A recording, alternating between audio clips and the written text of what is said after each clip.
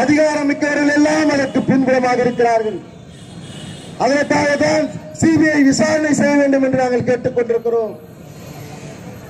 இன்றைக்கு உண்மையா முதலமைச்சராக இருந்த மு.க. ஸ்டாலினாக இருந்தால் இந்நேரம் சிபிஐக்கு உத்தரவிட்டிருக்கணும். ஏன் என்று சொன்னால் சிபிஐக்கு உத்தரவிட்டால் அவருடைய கட்சிக்காரர் திமுக ஜெயிலுக்கு போவான்றதுனாலதான் இன்றைக்கு சிபிஐக்கு உத்தரவிடாமல் இன்றைக்கு இருந்து கொண்டிருக்கிறார். அது மட்டுமல்ல, இன்றைக்கு இரண்டாவது முறையாக தமிழகத்திலே கள்ளச்சாராய சாவு நடந்திருக்கிறது.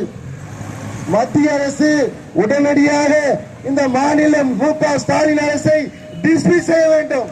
இதுதான் எங்களுடைய கோரிக்கை. அதிமுக ஒரு தொண்டமலை நீ தொட்டுப்பாடு பார்க்கலாம். உனக்கு காவல்துறைக்கு தைரியம் இருந்தால் இங்க இருக்கக்கூடிய காவல்துறை மாவட்ட காவல்துறைக்கு நான் எச்சரிக்கிறேன். உங்களுக்கு தைரியம் திராணி இருந்தால் இங்கு இருக்கிற எங்கள் அனைத்து இந்திய அண்ணா திராவிட முன்னேற்ற கழகத்தின் ஒரே ஒரு தொண்டனை நீ தொட்டிப்பார். இனி வரும் காலங்களில் இதுதான் உங்களுக்கு கடைசி எச்சரிக்கை. ஆட்சி மாறும், காட்சியும் மாறும்.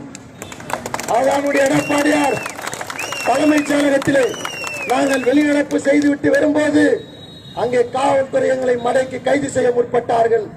தைரியமாக சொன்னார் எங்களுடைய எடப்பாடியார், ஆட்சி மாறும், காட்சியும் மாறும் என்று சொன்னார். ஆக காவல்துறை நீங்கள் நேர்மையாக நடந்து கொள்ள வேண்டும். உன்னை 15 அமாவாசை தான்.